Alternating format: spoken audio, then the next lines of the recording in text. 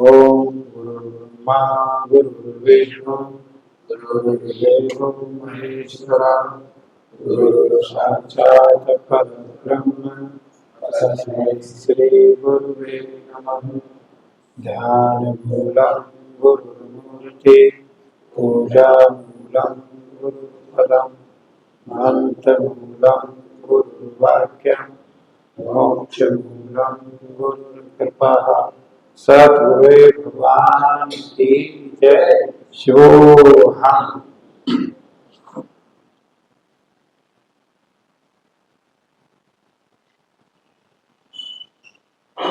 जीवन में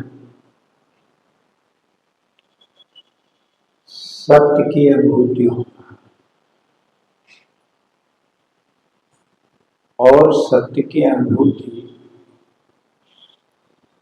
बिना किसी महापुरुष के द्वारा होना संभव नहीं है।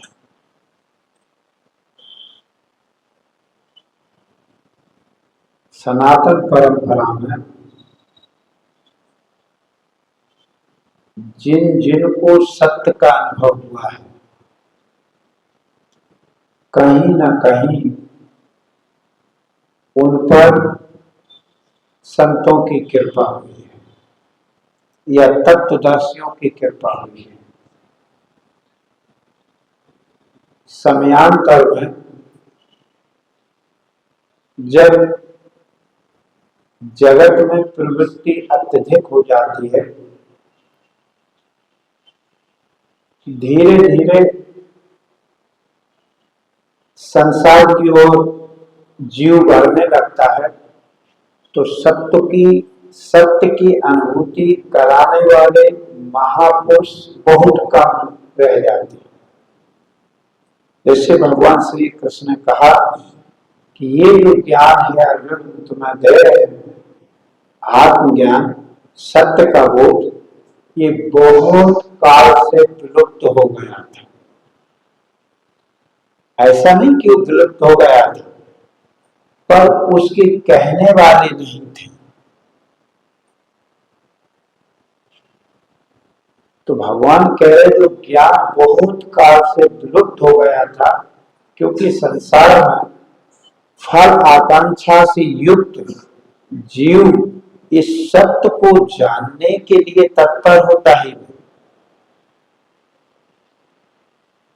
और भगवान श्री कृष्ण अर्जुन को सत्य का बोध कराना चाहते हैं। और सत्य को आप भली प्रकार जानते हो कि जिसका कभी विनाश ना हो। भगवान श्री कृष्ण ने अर्जुन से कहा कि हे अर्जुन, ये आत्मा का कभी विनाश नहीं होता। आत्मा सत स्वरूप है, इसलिए वेद अविनाशनम, वेद कहिए जो जानने वाला या वेद कहिए जो ज्ञान स्वरूप, ऐसा जो ज्ञान स्वरूप अविनाशनम, जिसका विनाश ना हो, यानी मृत्यु भाव रूप विकार से जो रहित हो। मृत्यु किसी को नहीं बख्शती, लेकिन इस अविनाशी का ये विनाश करने में समर्थ नहीं। अविनाशी नित्य है अर्जुन, ये नित्य भी है। नित्य कहने से जैसे शरीर जो है ना, रोग आदि जब दुर्बलता क्षीण हो जाता, ऐसे आत्मा क्षीण नहीं होता नित्य होने के बाद। शरीर देखो ना, अभी कोई बीमारी लग जाए तो क्षीण हो जाएगा, पर भगवान श्री कृष्ण कह रहे हैं कि आत्मा क्षीण नहीं होता। एनम अजम, अजम कहने का मतलब है भगवान का कि ये देखो अंतिम भाव विकार, अंतिम जो भाव विकार है मरा से रहित, और प्रथम जो भाव विकार है जन्म से रहित, अजन्म का है ना, इसलिए आत्मा का जन्म भी नहीं है। अब ये आपको देखना है। यदि आप अपने को आत्मा देख रहे हो तो आप अपने को अविनाशी स्वरूप देखोगे, आप अपने को नित्य देखोगे, आप अपने को अजन्म देखोगे और आप अपने को अव्यय देखोगे। यदि आप आत्मा अपने आप को आत्मा देख रहे और यदि आप अपने को देह देख रहे तो प्रथम जन्म रूपी भाव विकार भी होगा, अंतिम मरण रूप भाव विकार भी होगा। जो मध्य में है दुर्बलता, क्षीणता आदि ये भी विकार होंगे। और यदि सच में आप आत्मानुभूति कर चुके हो, सत्य को जान चुके हो, तो फिर इस सत्य में ऐसे विकार नहीं है। वेदा अविनाशिनम नित्यम या एनम अजम अभ्यम। और ये बात कोई साधारण महापुरुष नहीं कह रहे, जो सृष्टि के रचयिता, जिन्होंने सृष्टि को बनाया है, जो सृष्टि का उत्पत्ति, पालन और संहार करने में समर्थ है, ऐसे भगवान के पाक हैं, जिनको हम अपना इष्ट मानते हैं, ईश्वर मानते हैं। ऐसे भगवान की ये वचन है। और यदि हम भगवान के वचनों पर ध्यान नहीं दे रहे हैं तो कहीं ना कहीं हमारी भूल है। जैसे बच्चे कभी कभी अपने जो घर पे बुजुर्ग जन होते हैं, बड़े होते हैं, बूढ़े होते हैं, उनकी बात को नहीं मानते हैं, फिर वो धोखा खाते हैं, फिर पछताते हैं कि इसमें घर वालों ने तो, हमारे पिताजी ने या बाबा ने तो समझाया था, लेकिन हम ही नहीं माने, तो ये अंजाम भुगतना पड़ा। जीव का सबसे बड़ा बाबा और कौन हो सकता है ईश्वर के अलावा? तुम्हें माता, चार पिता तुम्हें, तुम्हें विद्या दुर्गुणम तुम्हें। वो माता भी है, पिता भी है। अब यहाँ जगत व्यवहार में माँ पिता नहीं होता, पिता माँ नहीं होता। यदि हम ऐसे ईश्वर के वचनों को नकार देंगे तो अब संसार में और किसके वचनों का आश्रय लेकर जीव अपना कल्याण चाहेगा? संत कभी ईश्वर वचनों के बाहर नहीं जाते, क्योंकि वो सनातन परंपरा है। संत हमेशा उन्हीं जो वेद के अनुरूप वचन है उन्हीं का ही कथन करेंगे। अपनी मन गलत कोई भी बात अपनी मन मर्जी से लगा के जोड़ देना ये नहीं। सिद्धांत को नहीं बदलते हैं, सत्य सत्य ही रहेगा। भगवान कह रहे हैं वेद अविनाशनम नित्यम एनम अजम अव्यय। अव्यय कहते हैं जो घटने और बढ़ने से रहित हो, व्यय कहते हैं जो खर्च हो, अव्यय कहते हैं जो घटने बढ़ने से रहित हो। कथम साको सा पार्थ, हे पार्थ, अर्जुन को संकेत कर रहे। अर्जुन को भगवान बार बार इस बात से अवगत कराना चाहते हैं, घातयन्ति हन्ति कम। जो आत्मा को, अब देखो आप कितनी बड़ी बात कह रहे हैं, जो आत्मा को कैसे किसको मरवा देगा भाई, कैसे किसको मार देगा? क्योंकि आत्म तत्व के महापुरुष किसी को ना तो मरता हुआ देखता है, ना जन्मता हुआ देखता। और प्रकृति का एक रूल है, जीव जीव का आहार है। जीव ही जीव को खाता चला जा रहा है। देखो व्यवस्था है प्रकृति की। आप सोचते हो हमने उसको मार दिया या उसने हमें मार दिया, वे आत्म तत्व को नहीं जानते। वो कैसे किसको मारवाएगा, कैसे किसको मारेगा?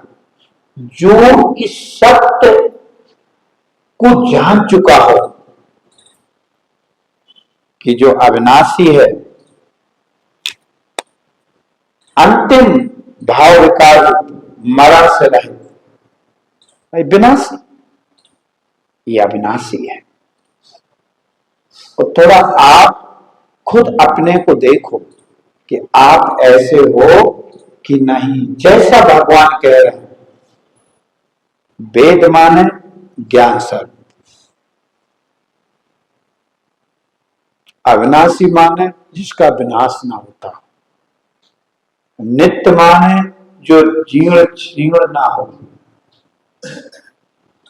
अयम माने जिसकी उत्पत्ति ना होती हो, और अव्यय माने जो घटने बढ़ने से रहित हो, जिसमें घटा बढ़ी। जैसे अपन कोष में पेटी में पैसा भर देते तो कोष पेटी है तो उसमें खर्च हो जाते। जैसे गेहूं अपन ने टंकी में भर दिए तो वो खर्च हो जाता। ऐसे आत्मा खर्च, ये अव्यय है, जैसा है तैसा ही है।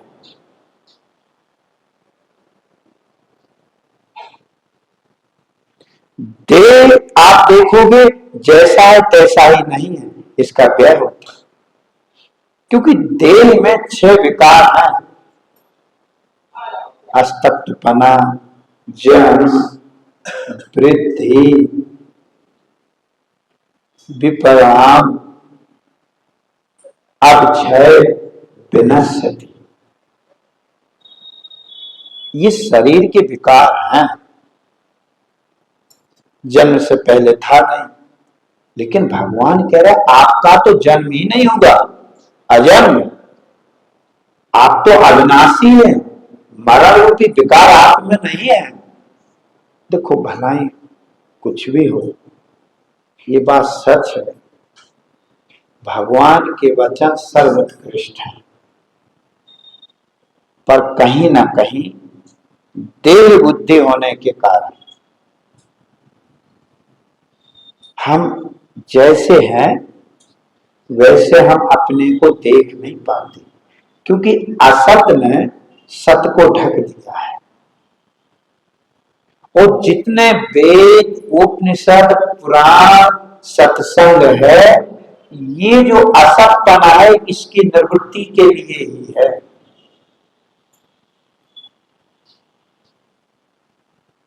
क्योंकि सत्य स्वरूप तो आप हो, पर ये जो असतपने का अभिमान है ये कैसे दूर हो? इसके लिए बार बार सत्संग, श्रवण, मनन, निधिध्यासन आदि करने पड़ते।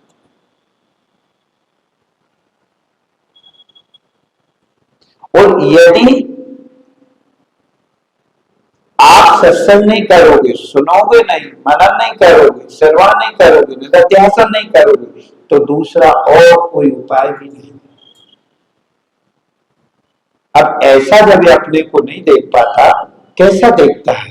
फिर भगवान कह रहे हैं कि ये विकार रहित है, सारे विकारों से रहित है, इसमें है नहीं। फिर भी ये जो अपने को जन्म मरण वाला मान रहा है नहीं इसमें। भगवान पहले कह चुके हैं, वेदा अविनाशी नित्यम, वेद माने जो ज्ञान स्वरूप है, अविनाशी माने जिसका विनाश नहीं होता, नित्यम माने जो क्षीण आदि विकार को प्राप्त नहीं होता, अजन्म माने जो जन्म को प्राप्त नहीं होता, अव्यय माने जो न घटता है न बढ़ता है, सदा एक रस अर्थ अविनाश, जो सदा एक जैसा रहने वाला है। बाकी आप जो जो देखेंगे सब घटेंगे बढ़ेंगे, सब में विकार, सिर्फ आपको छोड़ के। और आप देह रूप नहीं। जब संत लोग कहते हैं कि आप विकार से रहित हो, तो वहां देह को आप नहीं कह रहे, जीव को आप नहीं कह रहे संत। संत तो उस अविनाशी सत्य को कह रहे हैं जिसमें कोई विकार नहीं है। इसलिए उसकी दृष्टि में ना तो किसी को मारता है ना मरवाता है, किंतु वो तो अपने को अकर्ता अभोक्ता नित्य देखता है। और ये देखना यथार्थ देखना है। जैसे मान ली जाए सपने में आप है, मनुष्य की जगह ऊंट दिख रहा है। सपने में मनुष्य की जगह आप हाथी देख रहे हैं। तो जब सपना निर्गत होगा तो आप अपने को हाथी देखोगे, ऊंट देखोगे नहीं, आप अपने को मनुष्य देखोगे, क्योंकि आप मनुष्य हो। वो स्वप्न था निद्रा दोष के कारण। ऐसे ही आप सच्चिदानंद हो, अज्ञान दोष के कारण जो हम अपने को स्त्री पुरुष रूप से देख रहे थे, विपरीत जो देखना हो रहा था, ये अज्ञान दोष था। जब हम सत्संग में आने लगे तो अज्ञान रूपी दोष ही निर्वृत्त होता है। जैसे ही अज्ञान रूपी दोष निर्वृत्त हुआ, वैसे हम जन्म और मृत्यु रहित अविनाशी है। इसीलिए भगवान के वचनों को अपने हृदय में जगह देना चाहिए, विश्वास रखना चाहिए कि भगवान जो कह रहे हैं ये सत्य है। वासानि जीराणि यथा विहाय नमामि गृह्णाति नरः अपराणि तथा शरीराणि विहाय जीवाणि अन्यानि संयाति नमामि देहि। अब भगवान उदाहरण भी दे रहे हैं, युक्ति भी बता रहे हैं कि कैसे ये आत्मा जन्म मृत्यु को प्राप्त नहीं होती, किस तरह ये आत्मा अव्यय असंग निर्लिप्त है। वासांसी, वासांसी कहते हैं वस्त्रों, जीराणी कहते हैं पुराने। आपने देखा होगा आपके, अच्छा कितना अच्छा उदाहरण है जो आपके बिल्कुल जीवन का है, रात दिन का है। जैसे ये पुरुष पुराने वस्त्रों को त्याग कर नए वस्त्रों को धारण कर लेते हैं। वासांसी जीवाण यथा विहाय, उन्हें विहार में त्याग देता, छोड़ देता। पुराने वस्त्र, जीराणी माने पुराने जो वस्त्र है, वासांसी वस्त्र है, और पुनः ये नए धारण कर लेता है। ठीक इसी तरह भगवान कहे तथा शरीराणि विहाय, ये पुराना शरीर होता जा रहा है, तो इस शरीर जीरा पुराना होता जा रहा है। तो फिर क्या कहता, जो देही है। अब देखो यहाँ देही के दो अर्थ होते हैं, एक तो असंग, जो ऊपर भगवान वचन किया है कि अविनाशी नित्यम वेद अविनाशीम नित्यम एनम अजम अव्ययम।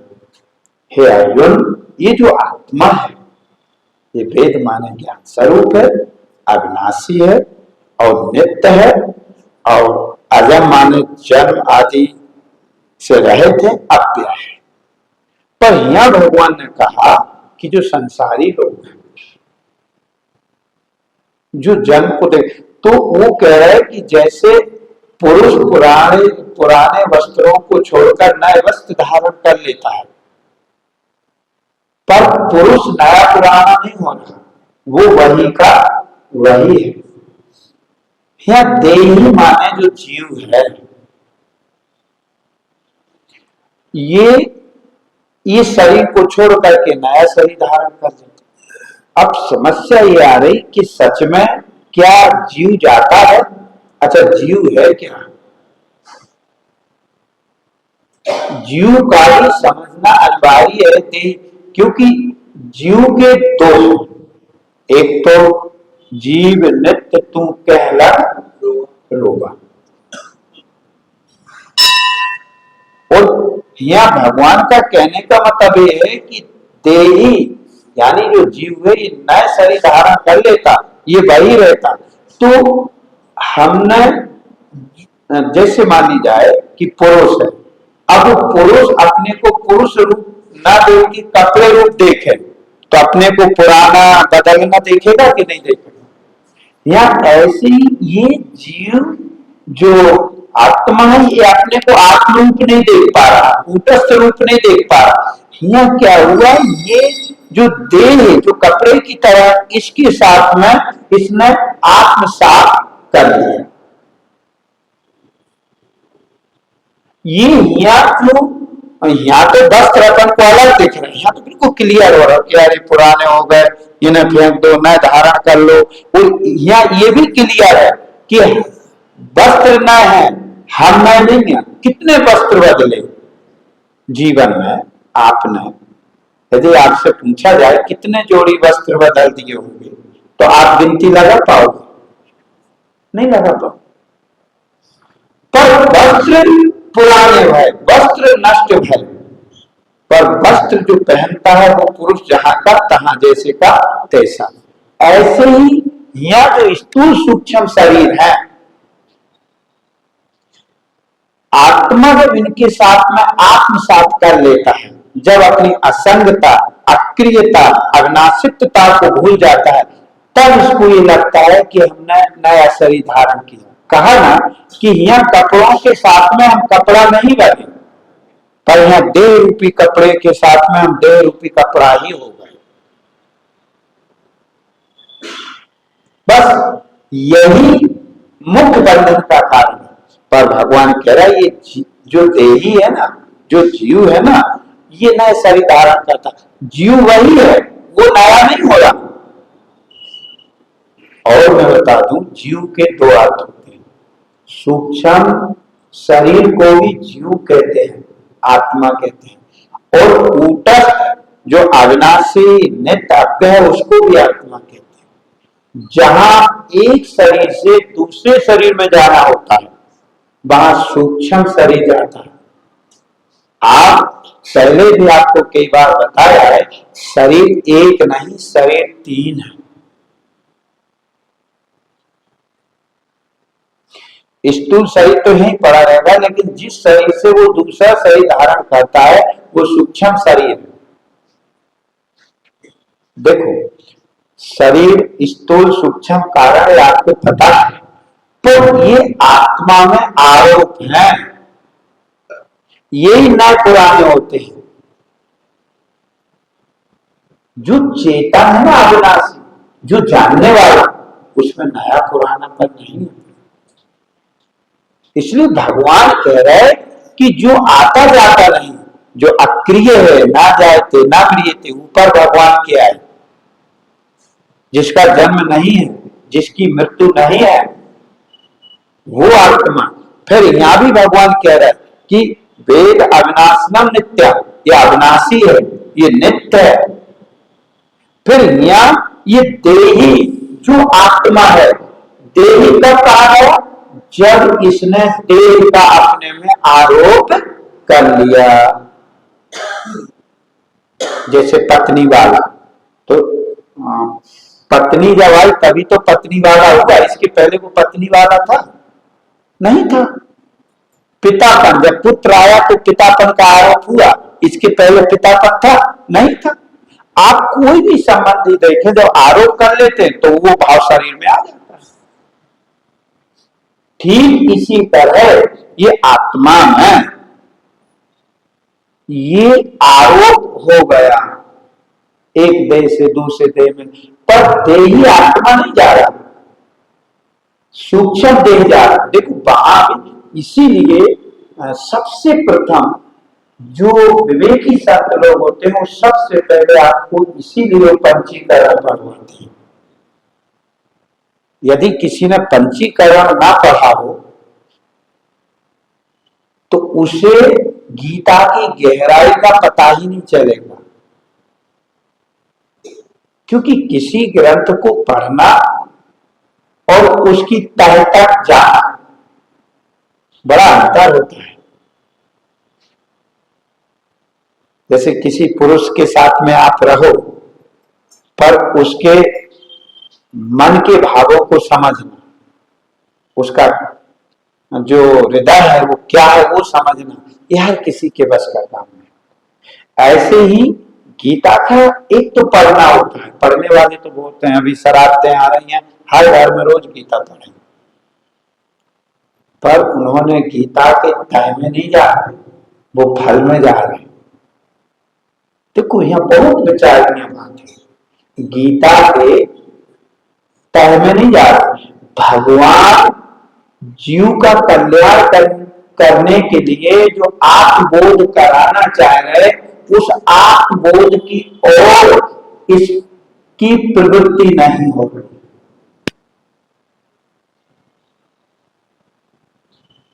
प्रवृत्ति हो रही, कहा ना हमने हर एक को बस फल आकांक्षा से जोड़ दिया, और फल आकांक्षा से जब आप जोड़ दोगे तब उसकी तय जो भगवान श्री कृष्ण जो बतलाना चाह रहे वो नहीं समझ पाए।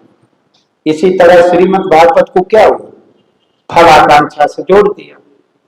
तो जो सुखदेव जी महाराज ने ब्रह्म विद्या का उपदेश राजा परीक्षित को कल्याण के लिए किया था, वो आज के लोग नहीं समझ पा रहे, क्योंकि फल आकांक्षा से बंध गए। ऐसे ही गीता, भगवान गीता कोई साधारण नहीं है। आज पूरा विश्व गीता को देख रहा है, उसकी तह तक जा रहा है, उसकी गहराई तक जा रहा है। हम फल आकांक्षा में ही फंसे हैं और वो गीता से सत्य की खोज में जा रहे हैं। हमारी बुद्धि यही लटक गई और भगवान देह भाव से ऊपर उठाना चाहते। इसलिए हे अर्जुन, तू देही को जान, देह को नहीं। देह तो जन्मेगी मरेगी, देही ना जन्मेगी ना मरेगी।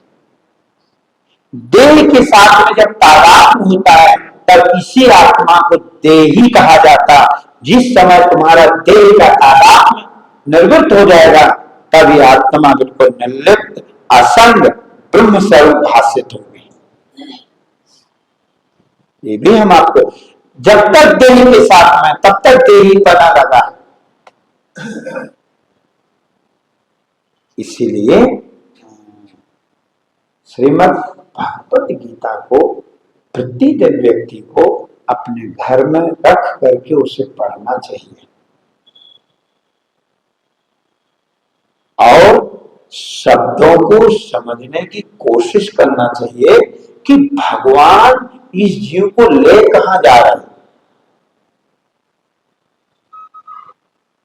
जैसे मान ली जाए कभी कोई मित्र हो, किसी मित्र को कहे चलो अपन घूम के आते, तो वह पूछता है कहाँ, अरे बोले बैठो तुम चलो तो, और फिर वो कहीं तीर्थ यात्रा या मंदिर में या किसी संत महापुरुष के पास ले जाए। और जब वो संत महापुरुष के पास ले जाते हैं तो वो जो मित्र होता है वो कहता है ये तो आपने बहुत अच्छा काम किया, मैं तो कभी आ ही नहीं था, मैं तो संतों के पास कभी आता ही नहीं था। तो जैसे वो संतों के पास ले गया तो वो जो मित्र ले गया उसका वो साधुवाद करता है, बहुत अच्छी जगह ले आए, वो प्रसन्न होता है, क्योंकि शांति तो संतों के ही पास है। से ऐसे ही जो सदगुरु होते हैं या जो भगवान होते हैं वो जीव को वास्तविक जो परम शांति स्वरूप ब्रह्म है वही ले जाना चाहते हैं। जब ये अपने उस आत्मा का साक्षात्कार कर लेता, उस ब्रह्म का साक्षात्कार कर लेता, तब ये कहता है कि वास्तव में, इसीलिए फिर वो सतगुरु के गीत गाता।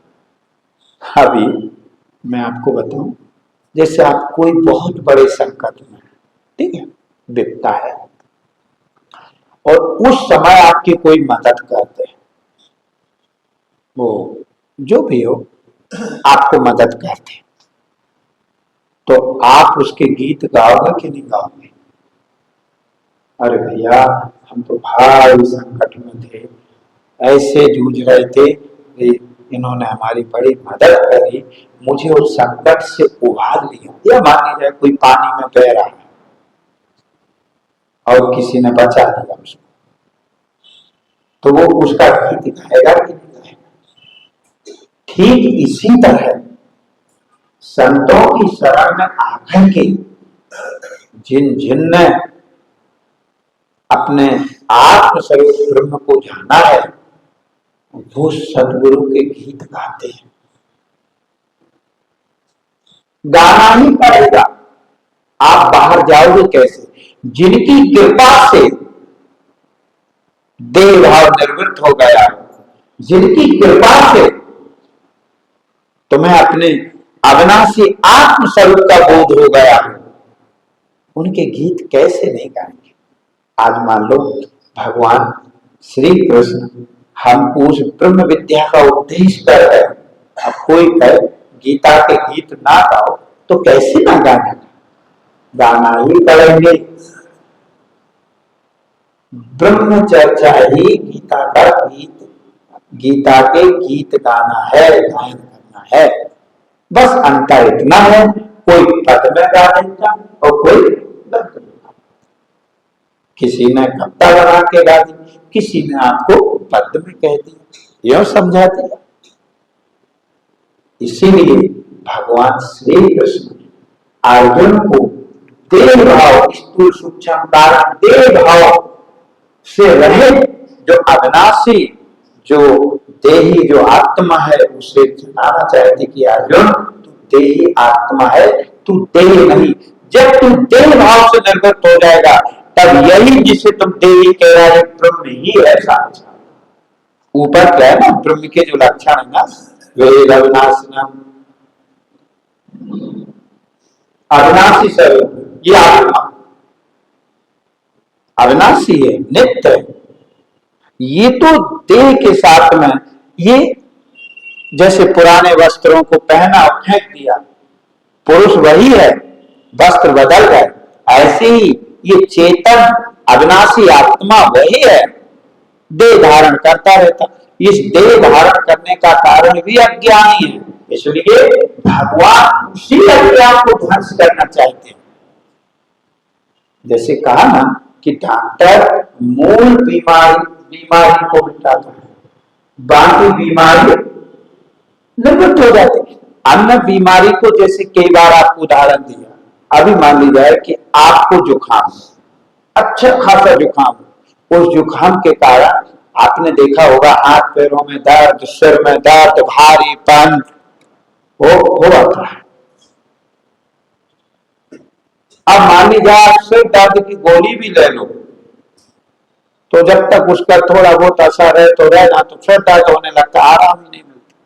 लेकिन यदि जुकाम निर्वृत्ति की गोली ले लो और जुकाम निर्वृत्त हो जाए, तो नारायण आपके हाथ पैरों का दर्द, सिर का दर्द, आंखों में जलन, भारीपन, जुकाम के निर्वृत्त होने से और निर्वृत्त सब अपने आप हो जाते हैं।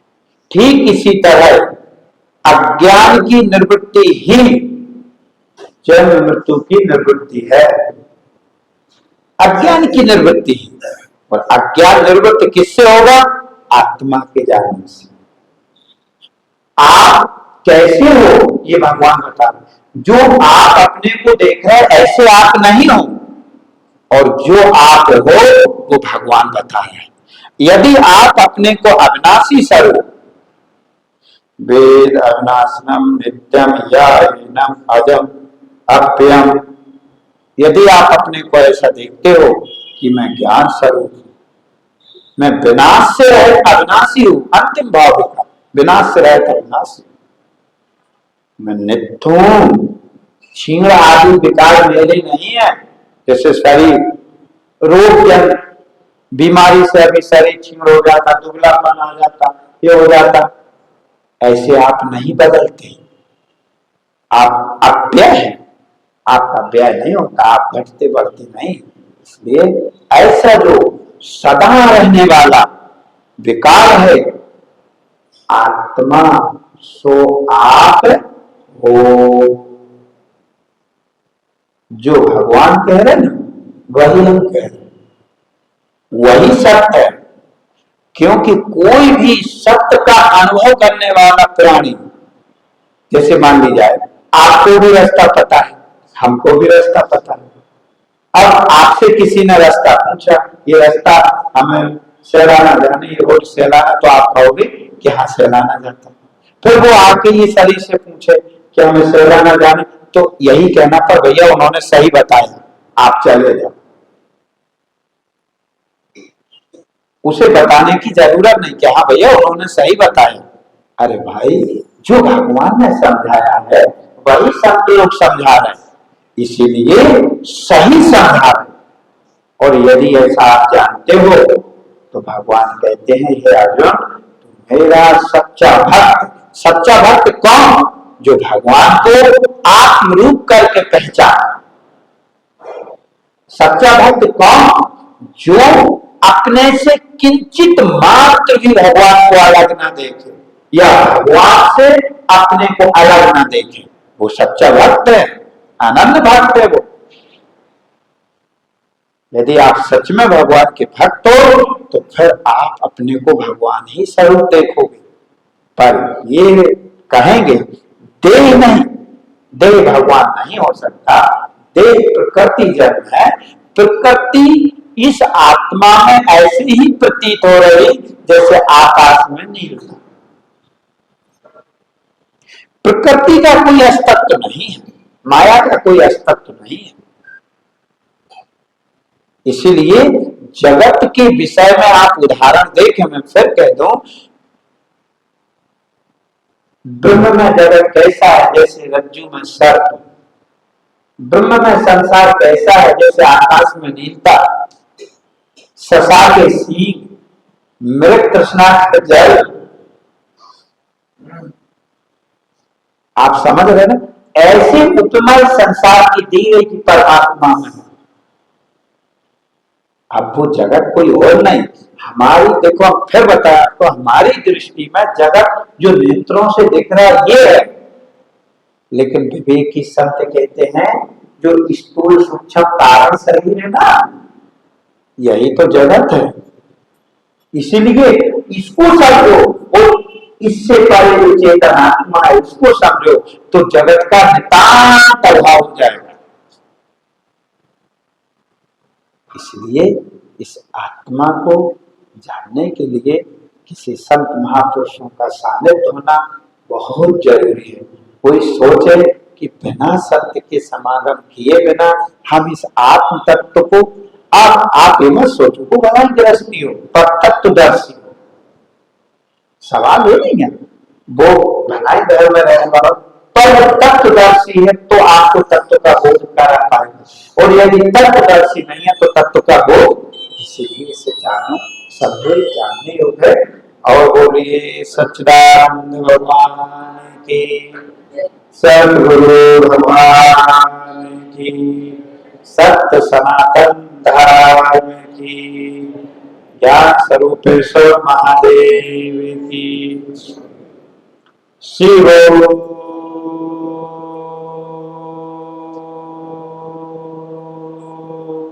हम शिव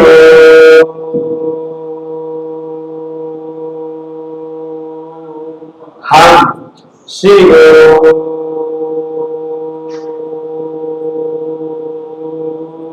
हम